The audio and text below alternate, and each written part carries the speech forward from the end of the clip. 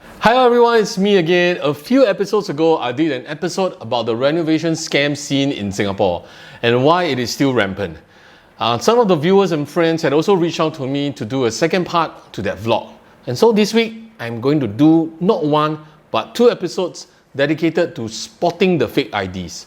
There's just so much to rant and to cover and to warn, so I think we need to use two episodes to talk about them. Now, if you haven't subscribed, please help me hit the big red subscription button at the bottom right. It'll help me sleep better at night.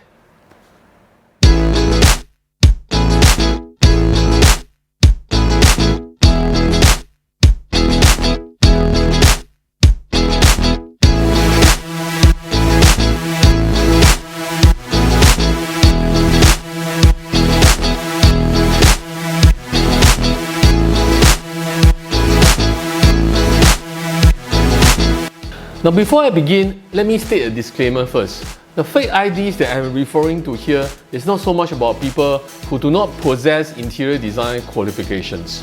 To me, the fake IDs refer to individuals or companies that engage in malpractices in the course of their businesses. In most circumstances, these malpractices revolve around their own interests and not the interests of the customers. So, they could be a graduate from some prestigious design school, but they have dodgy business practices. Similarly, another person or firm that is doing well and have good technical skills with plenty of referrals but do not possess relevant qualifications may not mean that they do not belong in the interior design or renovation world. At the end of the day, it really depends on the work that is required, whether they are a good fit and whether they adopt good practices in the conduct of their business. As we are on the subject of businesses, there should be a code of conduct to use as a basis for our discussion today. As such, there's one trade association that takes care of the renovation industry called the RCMA, and there are two trade associations that take care of the interior design industry.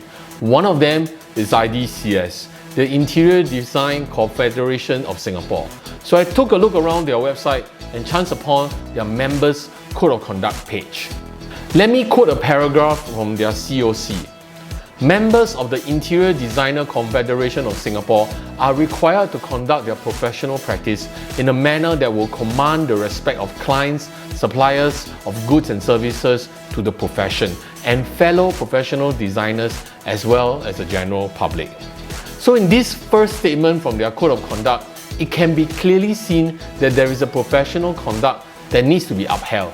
They indicated four key responsibilities: responsibility to the public/community, responsibility to the client, responsibility to other designers, responsibility to the profession.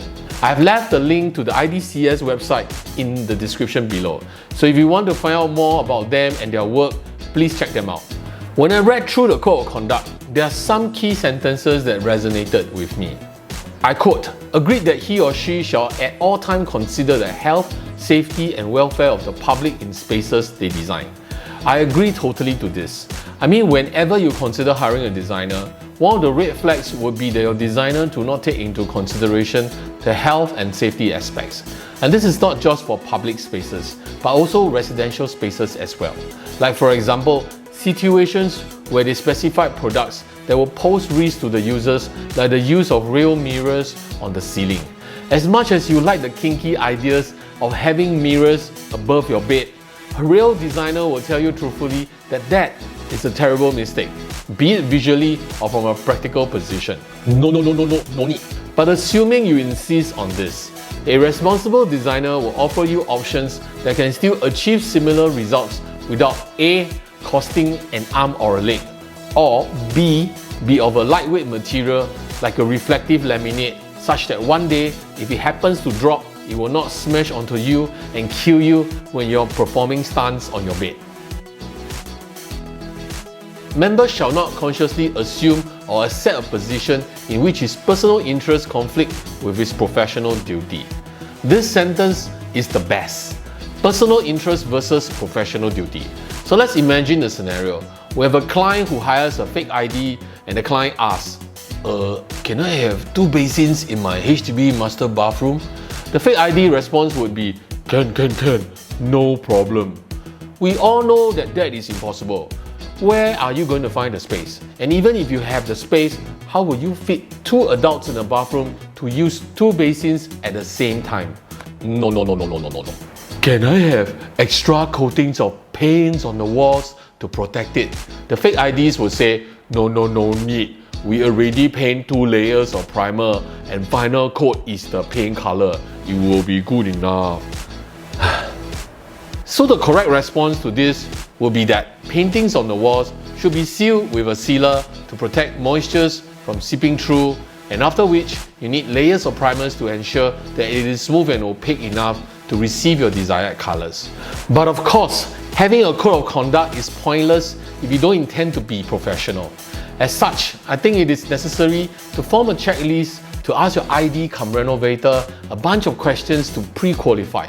Now here are 4 points to check with your ID to establish if he is a real or fake ID. Number 1. Ask them for their qualifications and credentials. I know I mentioned that it is not the most important thing to have as a requisite if you are engaging someone to do something small like a wardrobe or a kitchen. But if you're designing a space that will be used by different generations like the grandparents and grandkids, then that's when it's important to find a designer who will not only be able to give you aesthetics, but also provide practical solutions like storage and even lighting needs, because the elderly tends to need brighter lights for safety reasons. Now with qualification, it just means that they can at least be trusted that they will have creative proposals to meet your needs. Definitely no fake IDs can do that. Number 2, ask them if they are salary-based or profit-sharing. If the answer is the latter, then it's a good indicator they are in the business for money and there's no passion for design. Number 3, ask to see their visualization and drafting department or team. And when you get to see the team, determine if they are using legitimate and updated softwares like 3D Studio Max and AutoCAD. This will indicate their respect on IP and of course that they even have a design and drafting department. So if they don't have one, ask them who is doing their drawings. And if they say they outsourced it, then red flags. Number 4, ask to see their set of DD for every job they undertake. Now if they ask you, what is DD? What is DD? Huh? What is DD? If they ask you what is DD, then I think it's going to be GG for you if you take their service. Now DD is an abbreviation for detailed drawings. This is how detailed drawings look like.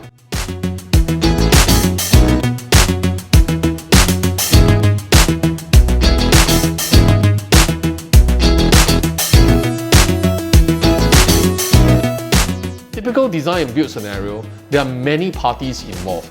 Main contractors, subcontractors, vendors and suppliers.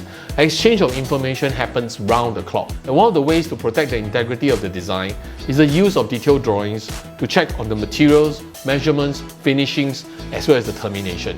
It is like the blueprint of how to get your space built. If they tell you, "Aiya, no need lah, just use 3D, talk to the contractor directly, can liao, take pencil, draw on the wall, can liao, no problem. Then ask yourself, why you hire a designer in the first place? Of course, this list is not exhaustive, and there are plenty more. But I'm going to need time to study the situation and put up more useful information for you to study and to identify the red flags. Join me next week as we continue this special series of how to spot a fake ID part 2. Oh, and before we go, please help me pound the subscription button below. Otherwise, I GG. Thank you, and I'll see you guys real soon. Bye bye.